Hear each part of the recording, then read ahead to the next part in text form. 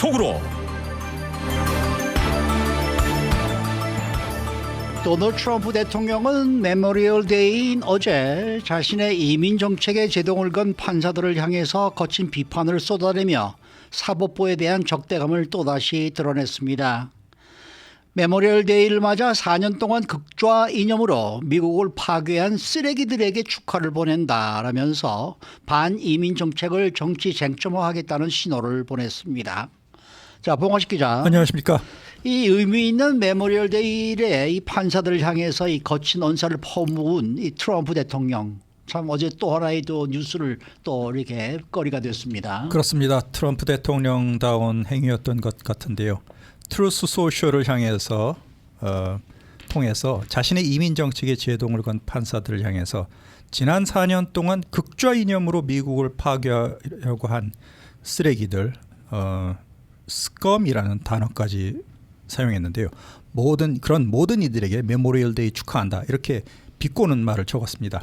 전임 조 바이든 행정부 때 극단주의적인 좌파 사고로 국경을 개방을 했고 또 외국 범죄자들이 미국으로 유입이 되도록 방치를 했다, 이런 주장을 트럼프 대통령이 다시 되풀이를 했는데요.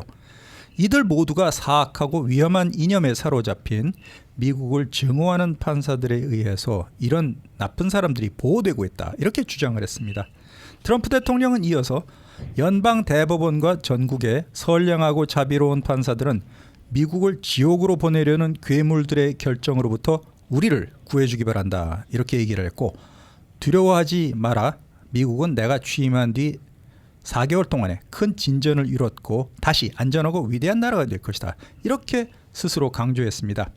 그리고 해피 메모리얼 데이, 행복한 메모리얼 데이가 되세요, 이렇게 적었는데요.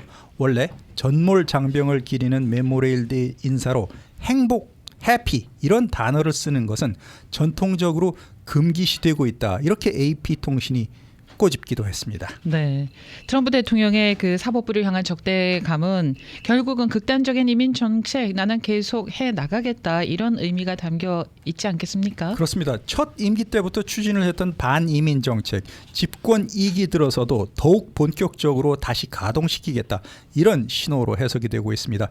그리고 연방 사법부와의 갈등을 정면으로 부각을 시키면서 이민 문제 자체를 정치 쟁점화하려는 전략으로도 풀이가 되고 있는데요. 과거 재임 중에도 트럼프 대통령은 연방 판사들의 결정에 대해서 정치적이라고 자주 비판을 해왔던 바가 있습니다. 그렇지만 어제 발언은 단순한 비판을 넘어서서 사법부를 국가를 파괴하는 적으로 규정을 하면서 사실상 적대 세력으로 낙인 찍었다는 점에 그 위험성이 내포되어 있습니다. 특히 현충일이라는 국가적인 기념일에 쓰레기, 스컴이라는 단어까지 동원해서 판사들을 겨냥한 점은 정치적 계산이 다분하다, 이런 분석을 일으키고 있는데요. 전직 또는 현직 대통령이 국가 공식 추모일에 이런 식의 언사를 사용한 것은 사실 처음 있는 일로 보이고 있습니다. 그렇기 때문에 민주당은 물론이고 일부 공화당 인사들조차 삼권 분립 헌법 가치를 훼손한다, 이런 걱정의 목소리가 나오고 있습니다. 지난 1월에 다시 취임한 트럼프 대통령이 지속적으로 남부 국경에서의 불법 이민 문제, 마약 유입, 치안 악화를 부각을 시키면서 미국을 지키기 위해서 앞으로도 단호한 조치가 필요하다, 이런 입장을 반복 중으로 있습니다. 물론 트럼프 대통령이 어제 워싱턴 인근의 버지니아주 알링턴 국립묘지를 찾아서 묘소를 참배하긴 했습니다. 그 기념연설을 가진 자리에서 추모 메시지보다는 우리 그리고 나는 매우 잘하고 있다, 이런 자찬을 하는 데 집중을 했습니다. 또 이 자리에서 내년에 미국 건국 250주년을 맞이해서 엄청나게 큰 축하 행사를 열 것이다. 물론 내년도에 월드컵 축구도 있고 3년 뒤에 LA 올림픽도 있지만 가장 중요한 것은 250주년 독립기념일이다, 이렇게 강조하면서 자신의 그 79번째 생일이자 동시에 육군 창설 250주년이기도 한 다음 달 14일에 워싱턴 DC에서 대규모 군사 퍼레이드를 열 계획이라고 재차 강조했습니다. 그동안에 트럼프 행정부의 이민 정책에 대해서 연방 판사들이 내린 판결들이 어떤 것들이 있는 거예요? 네, 여러 차례 제동을 건 바가 있습니다. 특히 난민 신청자들에 대한 보호 조치를 폐지하고 불법 체류 청소년 추방 유예인 다카 프로그램 종료 시도하는 데 대해서도 제동을 걸었고 특정 국가 출신 입국 금지에 대해서도 잇따라 위헌 판결을 판사들이 내린 바가 있습니다. 이에 대해서 트럼프 대통령은 사법부가 좌파 정치에 휘둘려서 국가 안보를 방해하고 있다 이렇게 거듭 불만을 표출을 했는데요. 재취임 첫 해인 올해 현충일 발언 이런 좌절감의 연장선상으로 보이고 있습니다. 전문가들은 트럼프 대통령이 사법부를 지속적으로 공격을 함으로써 향후 판결에 대한 신뢰도를 미리 훼손을 시키고 자신이 추진할 초강경 이민 정책의 정당성을 확보하려고 노력하고 있다. 이렇게 분석을 했습니다. 네, 우리 한인 사회 또 한인 커뮤니티에도 적잖이 영향이 끼쳐질 듯한데 어떻습니까? 트럼프 대통령의 이런 말과 행동이 남가주 한인 사회를 포함한 이민자 커뮤니티에 깊은 우려를 낳고 있습니다. 특히 합법 체류자임에도 불구하고 트럼프 대통령의 이민 단속 강화 그리고 정책의 불확실성으로 인해서 체류 안정성에 불안감을 느끼는 한인들이 점점 늘어나고 있는 상황인데요. 이민 전문 변호사들과 시민단체들은 이에 대해서 트럼프 대통령의 언행이 이민자에 대한 사회적인 낙인을 강화하고 혐오를 조장할 위험이 크다면서 이민 정책은 안보뿐만이 아니라 인권, 경제, 통합이라는 관점에서 균형 있게 접근을 해야 된다. 이렇게 지적을 했습니다. 로스앤젤레스처럼 이민자 비율이 유달리 높은 지역에서는 특히 트럼프 대통령의 발언이 이민자 커뮤니티에 직접적인 충격을 줄 수 있다는 우려가 커지면서 한인 그리고 한국 국민들도 미국에 오거나 체류하는 것을 주저하고 있는 그런 상황이 되고 말았습니다. 그렇게 걱정들 하지 않아도 좋습니다. 뭐 이렇게 4년 후면은 또 새로운 대통령이 나오는데요. 뭐. 네, 4년 버티기가 네. 생각보다 짧지는 않은 것 4년도 안 같은데요. 갑니다. 그 네. 마지막 부분에는 또 그럼요. 레임덕이 있기 때문에 한 3년? 그러니까 뭐 이런 거 보고 무슨 뭐 내가 미국에 사는 게 두렵다고 생각하신다 그러면은 그것도 또 문제죠. 네. 네. 자, 다음 소식입니다. 이 트럼프 대통령이 하버드 대학교에 지급했던 정부 보조금 30억 달러를 회수해서 직업 교육 기관에 지원을 하겠다 이렇게 말을 해서 또 파문이 커지고 있네요. 그렇습니다. 매우 유대주의적인 하버드 대학에서 30억 달러 보조금을 빼내서 우리 땅 전국에 있는 직업학교 트레이드 스쿨에 주는 것을 고려하고 있다. 이렇게 밝혔는데요. 미국을 위해서 훌륭한 투자가 될 것이고 절실하게 필요한 투자가 될 것이다. 이렇게 덧붙이기도 했습니다. 2년 전에 가자 전쟁이 시작된 이후에 반이스라엘 시위가 벌어졌던 아이비리그 대학교의 보조금 지급 중단을 압박하면서 학내 인사들에 대한 정부 개입 허용을 트럼프 대통령이 줄기차게 요구를 해왔죠. 하버드 대학이 그렇지만 대학 자유권 침해는 용인할 수 없다면서 이렇게 버티자 각종 지원을 끊으면서 압박 강도를 점차 정부 차원에서 높이고 있는 상황입니다. 그리고 비록 법원에 의해서 일시적으로 제동이 걸리기는 했지만 최근까지도 하버드 외국인 학생 등록을 차단하는 조치를 취하고 또 학내 외국인 학생 명단과 국적 정보를 제출해라 이렇게 요구를 하고 있습니다. 트럼프 대통령은 얼마나 많은 급진적인 미치광이들 그리고 문제 유발자들이 미국에 재입국하게 되냐 하버드의 외국인 학생 명단 제출을 계속 기다리고 있는 중인데 빨리 외국 학생 명단을 제출해라 이렇게 아주 압박을 하버드 대학에 강화하고 있습니다. 이어서 하버드 대학이 외국인 학생 명단과 국적을 제출하는 데 있어서 매우 느린데 아마도 그럴 만한 불길한 이유가 있을 것이다 이렇게 주장을 했고 하버드 대학이 결국 자신들에게 유리한 판결을 내릴 수 있는 판사를 찾고 있다 이렇게 주장을 하면서 트럼프 대통령은 나는 두렵지 않다. 정부가 결국에는 하버드 대학에 승리를 거둘 것이다. 이렇게 으름장을 놓기도 했습니다. 네. 그런데 그 하버드대를 비롯해서 사립대학에 지원하는 그 지원금을 직업 학교로 돌리겠다 이런 구상요.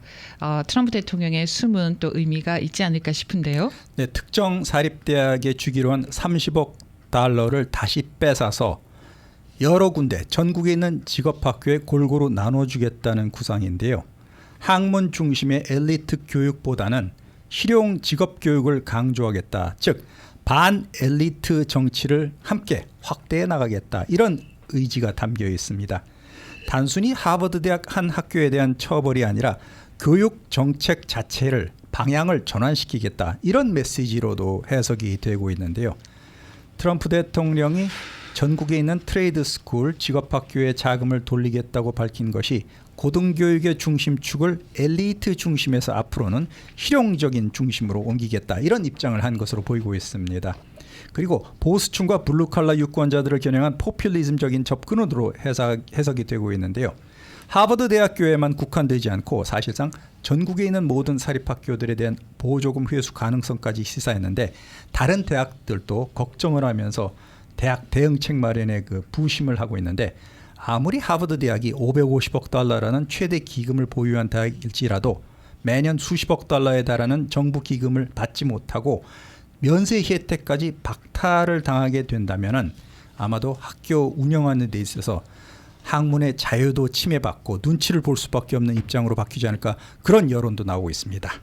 근데 뭐 오늘 아침에 또 새로 나오는 얘기는 뭐 하버드 대학과 이 맺은 정부 계약들 이걸 뭐 전부 오늘 중으로 취소하겠다 뭐 이런 보도가 또 나왔어요. 그렇습니다. 소송전을 한참 벌이고 있는 상황에서 정부와 학교 측의 갈등이 더 한층 격화될 조짐을 보이고 있는데요. 뉴욕타임스 오늘자 보도에 따르면 트럼프 행정부가 하버드 대학과 이미 맺었던 남은 계약을 모조리 취소할 예정이고 이 규모만 해도 최소 1억 달러에 달한다. 이렇게 보도를 했습니다. 정부가 공무원 교육을 대학교에 위탁을 시키고 또 정부 기관과 대학이 공동 연구 계약을 많이 맺고 있는데요. 예를 들어서 국토안보부 같은 경우에는 고위직 간부 교육을 위해서 하버드 대학에 2만 6천 달러를 지불하고 있는데 앞으로는 하버드 대학을 제외하고 다른 대학에 교육을 시키겠다 이런 의미입니다. 결국 하버드 대학에 들어가는 정부 자금주를 차단하는 효과를 기대할 수 있는데요. 뉴욕타임스는 이에 대해서 하버드 대학과 맺은 계약을 끝내라는 내용의 편지가 9개 연방 기관들에 전달될 예정인데 모든 기관은 다음 달 6일까지 계약을 취소할 목록을 작성해서 정부에 제출해야 된다. 이렇게 강요했다고 보도가 됐습니다. 네. 자, 다음 소식은요. 트럼프 대통령이 장담했던 우크라이나 전쟁의 평화 회담이 교착 상태에 빠졌습니다. 그렇습니다. 이번 주 미국이 러시아를 추가 제재하는 방안을 검토하고 있는데 압박이 통하지 않으면 종전 협상을 포기하는 방안까지 고려하고 있다. 이렇게 월스트리트저널이 보도를 했습니다. 트럼프 대통령이 대러시아 추가 제재를 거론하면서도 협상 중재에서는 손을 놓고 있는 그런 좀 앞뒤가 맞지 않는 행동을 보이고 있는데요. 러시아는 우크라이나에 대한 공세 수위를 갈수록 높이고 있는 그런 상황입니다.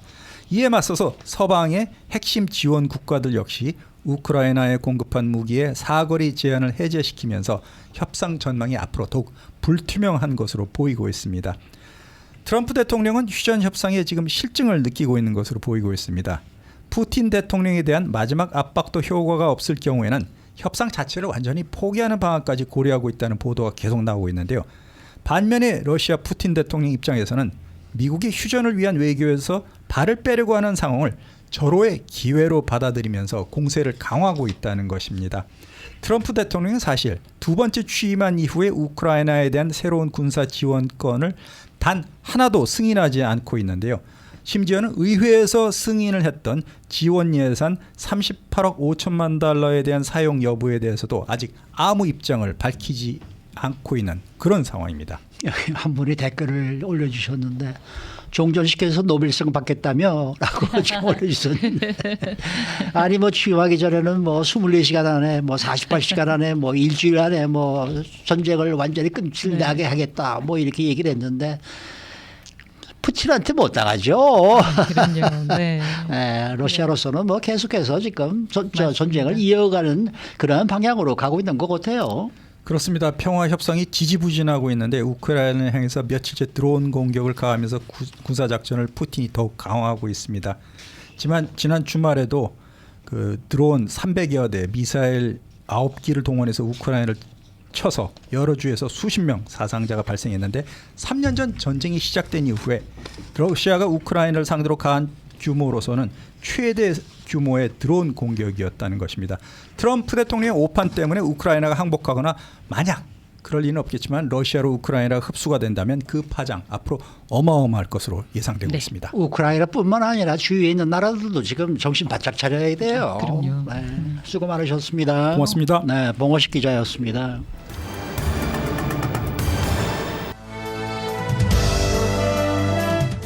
인사이드 아메리카. 이곳 캘리포니아주의 공화당이 카말라 해리스 전 부통령의 주지사 출마를 의외로 반기고 있다라는 소식입니다. 폴리티코가 그렇게 좀 전했는데 이 같은 의외의 상황이 왜 벌어지고 있는 것인지 알아보도록 합니다.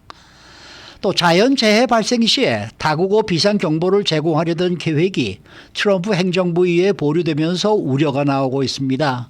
특히 지난 1월 LA에서 발생했던 치명적인 산불 이후 약 5달 만에 이러한 결정이 내려져 논란이 더욱 커지고 있습니다. 박현경 기자. 네, 안녕하십니까. 카멀라 해리스 전 부통령의 캘리포니아 주지사 출마설이 굉장히 지금 힘을 얻고 있는데 이 공화당 쪽에서는 상당히 반기는 그러한 이 분위기라고요. 네, 선뜻 상상이 잘 안 가실 수 있겠습니다만 폴리티코가 어제 그처럼 전했습니다. 아하. 해리스 전 부통령은 아직까지 주지사 출마를 공식 선언하진 않았습니다. 해리스 전 부통령은 올해 여름까지는 결정을 내리겠다라고 밝힌 상황인데요. 그럼에도 불구하고 캘리포니아주 공화당 인사들은 해리스 전 부통령이 출마할 것으로 보고 오히려 이걸 반기면서 전략을 구체화하고 있습니다. 해리스 전 부통령이 출마를 하면 공화당이 승리할 것 같다라는 그런 이유에서 반기는 건가요? 뭔가요? 잘 아시다시피 캘리포니아주는 민주당이 압도적으로 강한 예. 주이고 공화당 후보가 주지사 선거에서 승리할 가능성은 극히 낮죠. 예.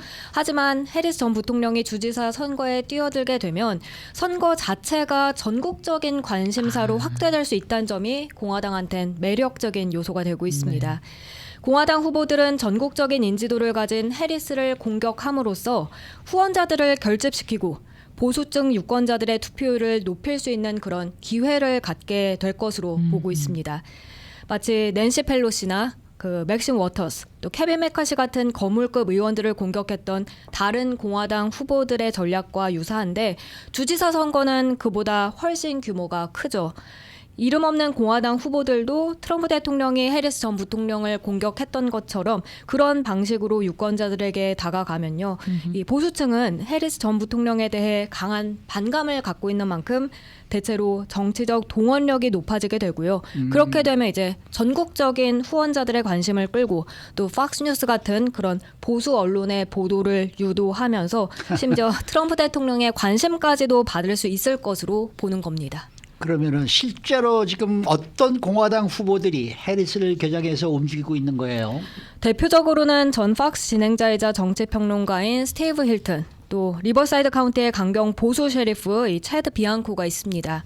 이들은 최근 TV 출연, 기부 요청 이메일, 또 지역 유세 등을 통해서 해리스를 민주당의 실패의 상징으로 규정하면서 공격 수위를 높이고 있습니다. 우선 스티브 힐튼은요, 해리스는 캘리포니아주를 망친 과거 민주당 정치를 완벽하게 대변한다고 비판하면서 이를 기회로 비민주당 출신 첫 주지사 가능성을 타진하고 있습니다. 그런가 하면 체드 비앙코는 특히 해리스의 검찰 시절 형사사법 정책에 대한 유보적 태도를 문제 삼고 있는데요. 최근 몇 년 동안 캘리포니아주 유권자들이 보다 강경한 처벌을 지지해왔다는 점을 강조하고 있습니다. 네. 그러면요, 이렇게 해리스를 공격했을 때 얻을 수 있는 가장 큰 이점은 뭘까요? 가장 큰 이점은 무엇보다 기부금을 많이 모을 수 있다는 그런 기대감입니다. 공화당은 오랫동안 캘리포니아 주지사 선거에서 심각한 재정 열세를 보여왔습니다. 예를 들어 2018년 게빈 뉴섬 주지사는 첫 출마 당시 4천만 달러 이상의 선거 자금을 모았는데 그에 비해 상대 공화당 후보는 자기 자산을 제외하면 1,100만 달러에 불과했습니다. 그런데 해리스 전 부통령이 이번에 출마하게 되면 상황이 달라질 수 있다는 관측입니다. 해리스에 대한 반감을 가진 전국 단위의 기부자들, 특히 보수층에선 또 한 번 해리스에게 타격을 가하자는 명분으로 기부에 나설 그럴 가능성이 크다고 보는 겁니다. 일론 머스크처럼 해리스와 공개적으로 대립해온 그런 사람들도 정치자금 지원에 나설 가능성이 제기되고 있습니다. 그러니까 해리스가 만만하다는 얘기네요. 공화당 쪽에서는. 만일에 해리스가 출마할 경우에 민주당 내의 경선 구도는 또 어떻게 될 것 같습니까? 해리스 전 부통령은 전국적으로 널리 알려진 인물로 캘리포니아주 민주당 주류 또 정치자금 네트워크를 장악하고 있기 때문에 출마를 공식화하면 민주당 안의 그 예비 후보 대부분은 경선을 포기하거나 아니면 말릴 가능성이 크다고 보입니다. 현재까지 전 연방 하원의원 케이티 포더, 또 보건복지부 장관 출신 하비에르 베세라, 또 현 부지사 엘레니 쿠날레키스 등이 출마 의사를 밝힌 상태인데 해리스가 등장하게 되면 단일화 또는 출마 철회 가능성이 거론되고 있습니다. 민주당 측에선 그 탑2 프라이머리 제도 하에서 공화당과의 그 본선보다는 예비 경선에서 경쟁자들을 제치고 쉽게 본선에 진출할 수 있는 후보로 해리스를 선호하는 분위기입니다. 네. 그러면은 캘리포니아주에서요. 해리스 전 부통령에 대한 여론은 실제로 어떤가요? 지난해 대선에서 캘리포니아주 유권자 59%가 해리스를 지지했는데 네. 근데 이건 조 바이든 대통령이 2020년 받았던 지지율보단 낮은 수치였습니다. 특히 트럼프 대통령은 작년 대선에서 캘리포니아주의 접전지 퍼플 카운티 일부를 뒤집으면서 해리스 전 부통령보다 상대적으로 더 나은 성적을 거뒀었죠. 저도 이거 LA에 있는 민주당 쪽 분들한테 이렇게 여쭤보면은 해리스에 대해서는 조금 좀 망설이는 듯한 느낌들이 굉장히 많더라고요. 네. 공화당은 이런 수치를 근거로 해리스의 취약성을 강조하는 그런 분위기인 것 같습니다. 맞습니다. 공화당은 그런 점을 강조하면서 중도층 또 특히 라티노 유권자들의 표심이 바뀌길 기대하고 있습니다. 하지만 여전히 캘리포니아주는 민주당 강세를 보이는 지역인 만큼 전체 판세를 바꾸기엔 역부족이라는 시각이 지배적입니다. 그렇죠. 네. 자, 그러면 만약에요. 해리스 전 부통령이 주지사로 이제 나서서 당선이 된단 말입니다. 그러면은 공화당이 얻을 수 있는 뭐 전략적인 이익 같은 게 있을까요? 공화당은 이번 선거를 해리스 개인에 대한 공격뿐만 아니라요. 네. 민주당 일당 지배 구조에 대한 광범위한 문제로 삼고 있습니다. 선거 결과와 상관없이 해리스를 상대로 집중적인 비판을 퍼부음으로써 앞서 말씀드린 대로 보수 유권자들을 결집시키고 또 전국 언론에 노출시키면서 장기적인 정치 담론 장악이라는 효과를 얻을 수 있다고 판단하고 있습니다. 한 공화당 전략가는 비록 해리스가 이긴다 해도 이미지에 상처를 입고 공화당은 정치적으로 반사이익을 얻을 수 있다고 말했습니다. 그러니까 이건 단기 패배일 수는 있어도 장기 전략의 일부로 보는 시각이 크다는 분석입니다. 상당히 멀리까지 내다보고 있네요. 공화당은. 이런 내용을 이렇게 들여다보면 참 굉장히 꼼꼼하지 않아요? 그러니까요. 그렇죠. 예. 네. 미국의 정치는 그런 거 보면은 정말 굉장히 머리 싸움인 것 같아요. 네. 한국 정치는 오늘도 뭐 뭡니까 토론해 보니까 아유 참 비스러워서 정말. 자, 다음 소식입니다. 연방통신위원회 FCC의 다국어 재난 경보 시스템 도입 지연이 논란이 되고 있다는데 이건 왜 그렇습니까? 지난 1월 FCC는 자연재해 발생 시에 영어 말고 13개 언어로 긴급 경보를 송출할 수 있도록 한 무선 긴급 경보 시스템 규정을 승인했습니다. 하지만 트럼프 대통령 취임 이후에 해당 규정의 연방 관보 개제가 지연되면서 실질적 시행이 중단된 상태입니다. 이 규정이 연방 관보에 개제돼야만 30개월 안에 통신업체가 경보 템플릿을 설치하도록 법적 시계가 시작된다고 합니다. 이에 따라 비영어권 주민들의 생명을 지키는 시스템 도입이 사실상 보류됐다 이렇게 말씀드릴 수 있습니다. 네, 그래서 LA 지역의 정치인들이 이 부분을 지적을 하면서 굉장히 크게 반발하고 있더라고요. 그렇습니다. 이 캘리포니아 민주당 소속 나넷 디아즈 바라간 연방 하원의원이 가장 적극적으로 대응하고 있습니다. 바라간 의원은 최근 브랜든 카 FCC 위원장에게 공식 서한을 보냈는데요. 생명과 직결된 시스템 도입을 정치적 이유로 지연시키는 건 용납할 수 없다 이렇게 비판했습니다. 영어 외의 언어를 사용하는 미국인이 약 6,800만 명에 이르는데 이들 모두가 그 생존에 필요한 정보를 이해할 권리가 있다고도 강조했습니다. 특히 이번 서한에는요. 히스패닉, 아시아 태평양계 또 흑인 의원 등 약 20여 명의 의원들이 공동 서명했습니다. 왜 이 다국어 재난 경보 시스템이 필요한 건지 좀 설명을 부탁드릴게요. LA는 산불부터 해서 홍수, 지진, 산사태 이런 각종 자연재해 위험이 높은 지역 중 하나입니다. 동시에 수많은 이민자들 또 비영어권 주민들이 거주하고 있어서 재난이 발생하게 되면 언어 장벽이 생명을 위협하는 요소가 될 수 있습니다. UCLA 등이 발표한 연구에 따르면요.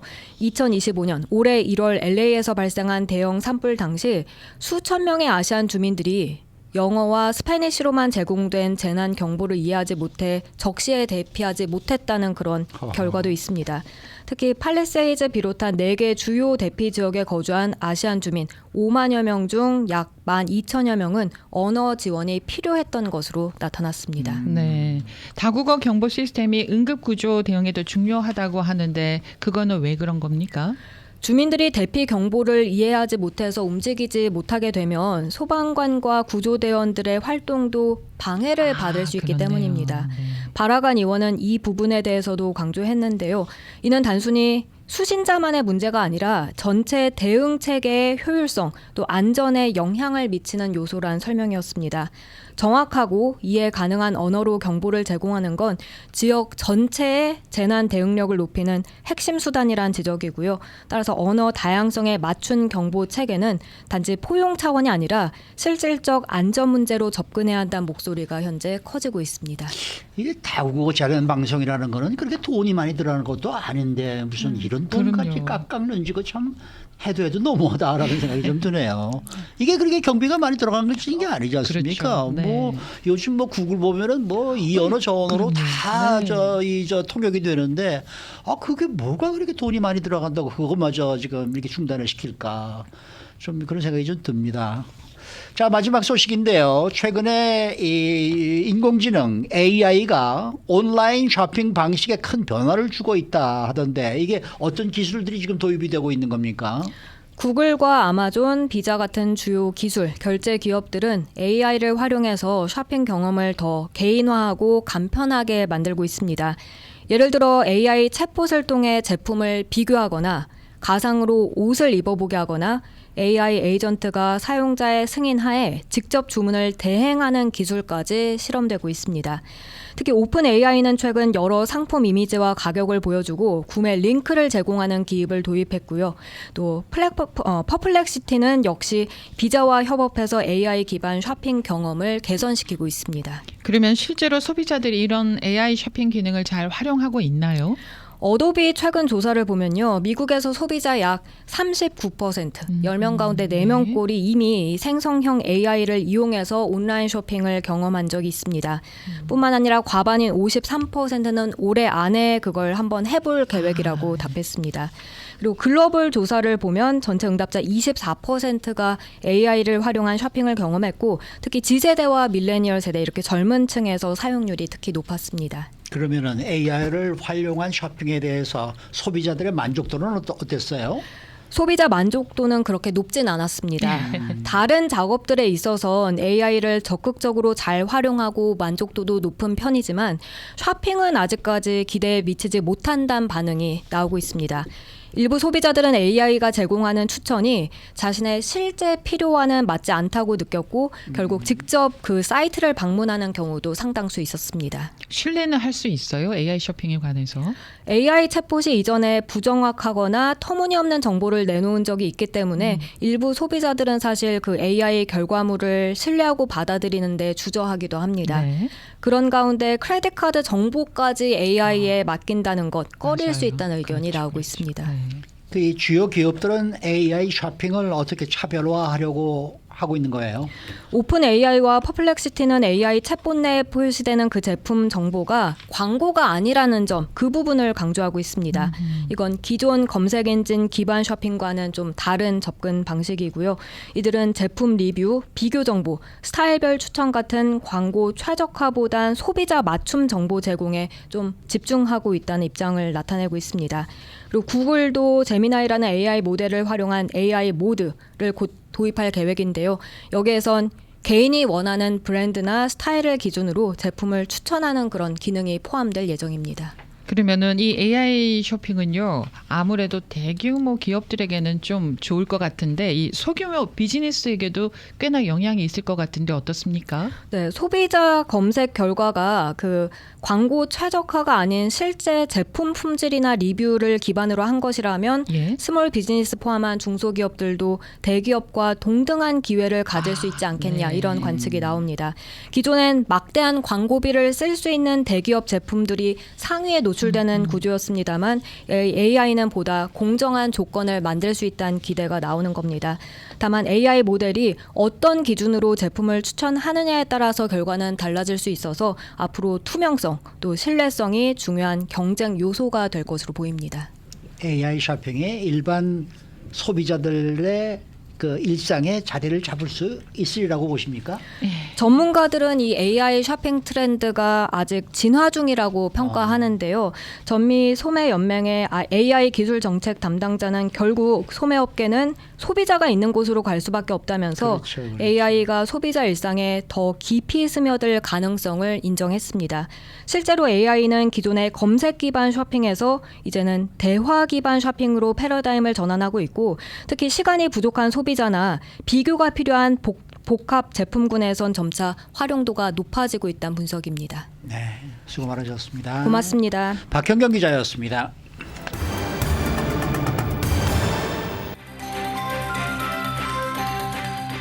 데일리 브리핑. 네, 오늘은 강신용 CPA 모시는 날입니다. 어서 오십시오. 안녕하세요. 네, 오늘은 아주 색다른 주제를 지금 준비를 해주셨네요. 자녀들의 대학교 진학 시 학자금을 미리 저축하는 세금 제도. 이게 IRS 코드 섹션 529 이런 네, 프로그램이 있다고요? 아주 백년대계 우리 어. 자녀들을 위한 투자, 교육, 그 중에서도 농사 제일 잘 짓는 게 자식 농사라고 그러지 않습니까? 근데 자식 농사 잘 지려면 공부 잘하는 거죠. 뭐 학교 잘 보내고. 아니 이런 제도가 이게 새로 나온 거예요? 아니면 옛날부터 있었어요? 굉장히 오래된 아주 제도인데요. 우리 그래요? 코리안 커뮤니티에서는 조금 좀 덜 익숙한 제도인데. 저는 전혀 몰랐어요. 근데 그 시절에는 우린 먹고 살고 성공하기 위해서 최선을 다했죠. 뭐. 물론 그랬죠. 그러면 이거는 지금 지금 현재 이걸 좀 얘기를 해주시려면 지금 미국의 고등학교 학생은 지금 몇 명이나 되는 거예요?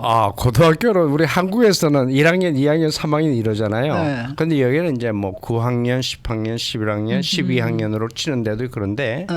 한 400만 명이 있다고 그럽니다. 400만 명. 예, 네. 고등학교 졸업반이. 그러면은 400만 명 예. 졸업을 하는데 고등학교를 예, 그렇죠. 대학 진학은 몇 명이나 하게 됩니까? 한 3분의 1쯤 한다고 그래요. 3분의 그래 한 일. 140만 명. 140만 명. 그래서 지금 말씀드린 것은 4년제 대학을 중심으로 한 겁니다. 이제 커뮤니티 칼리지는 뭐 여러 사람들이 또 가서 열심히 하고 4년제로 전학 이렇게 다시 그렇죠. 하긴 하지만 네. 4년제 대학 주립 대학을 중심으로 뭐 사립 대학은요 하도 비싸죠. 상황이 다르니까 그렇죠. 일반적으로 그렇다고 그래요. 근데 뭐 3분의 1이라고 그래도 지금 우리 한인들로 따지면은 이게 훨씬 더 높을 거 아니에요? 훨씬 우리는 뭐 그렇죠? 100% 보내야지. 거의 100% 그러는 거랑 그래야지 마음이 마찬가지인데. 좀. 그러니까 우리 예. 한인들이 이거 한번 꼭 알아둬야 될 만한 그런 프로그램이네. 네, 정말 좋은 프로그램입니다 이거. 그러면 이거는 몇 살 때부터 이 자녀가 몇 살 때부터 적립이 가능한 거예요? 태어나서부터 할 수도 있죠. 그러면 소셜 한살 넘버, 때부터. 소셜 넘버 있고 이름 있으면 그러면 빨리 하면 빨리 할수록 그렇겠죠. 돈은 빨리 잘 오랫동안 적어도 예를 들어서 2살에 갔다. 근데 20살에 대학을 들어갔다. 18살에 갔다.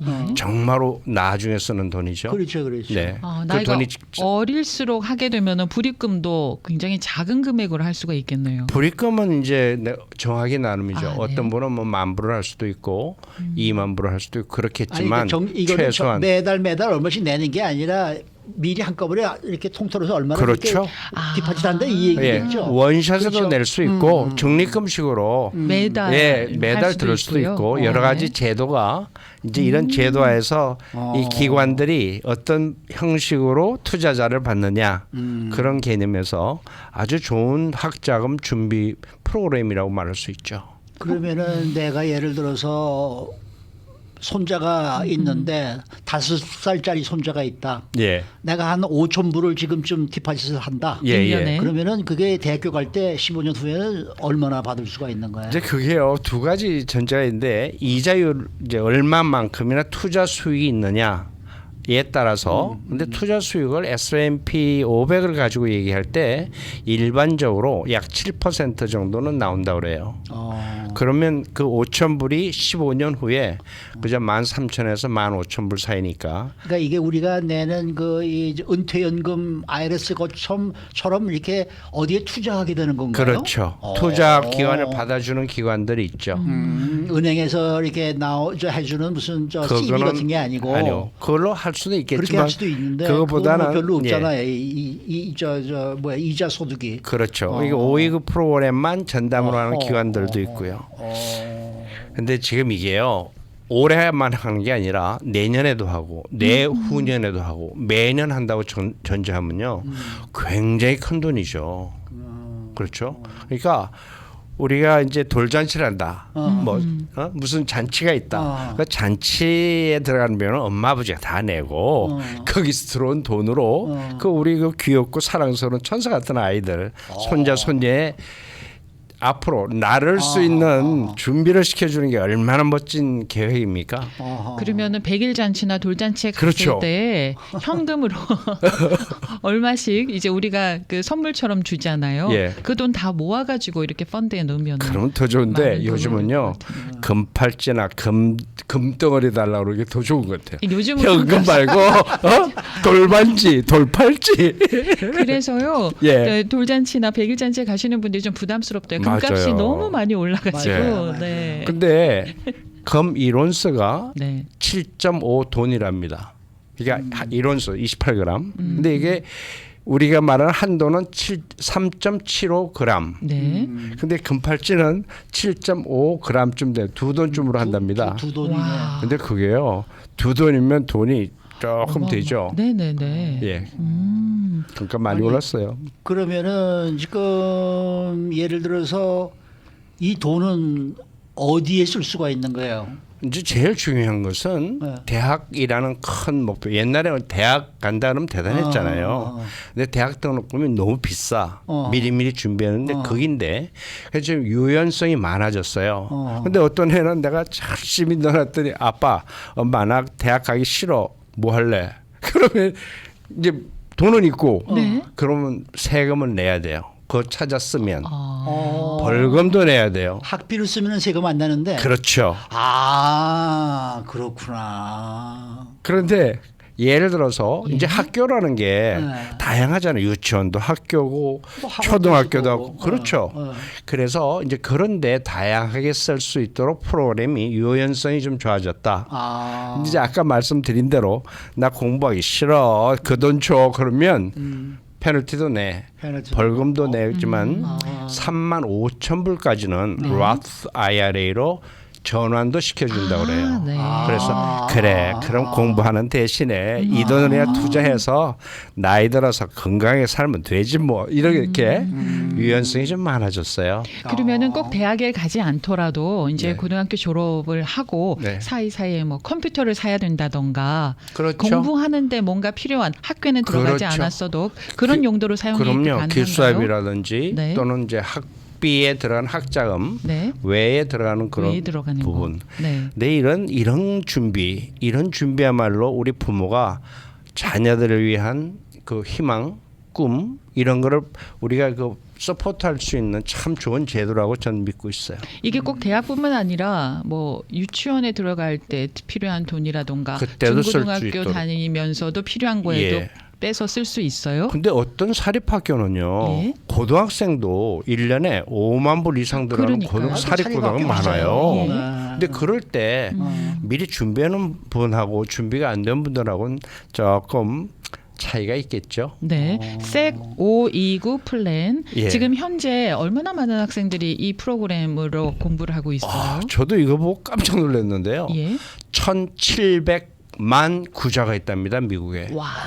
그러니까 1,700만 명의 학생을 위해서 이 나라의 부모들이 학자금을 준비하고 있는 거예요. 1,700만 구자가 있다. 야, 그렇구나. 나는 내가 미국에서 지금 50년을 살고 있고 여기서 결혼했고 여기서 애를 낳고 했는데 저는 이 소식은 지금 오늘 처음 듣는 거 같아요. 이 강신용 CPA 같은 훌륭한 CPA니까 이런 말이 나오지요. 맞아요. 웃자고 한 맞아요. 말입니다. 네. 저는 이 프로그램이 있는 거는 알고는 있었는데 네. 찾아쓰기가 굉장히 까다롭게 적용이 된다 이렇게 알고 있어가지고요. 그랬어요 전에는. 아 전에는. 네, 이제는 아주 네. 유연해졌는데 예를 들어서 우리 아들이 다 공부는 못하는데 골프를 너무 잘 쳐. 예. 그럼 골프 스쿨 다녀. 그러면 그것도 쓸 수 있어요. 아하. 골프 스쿨이잖아요. 그렇죠, 그렇죠. 네. 예? 참 재밌죠. 네, 네, 알겠습니다. 그런데 교육부를 안 쓰면은 세금도 내고 페널티도 페널티도 내고. 내고. 그럴 수도 있다. 그렇습니다. 네.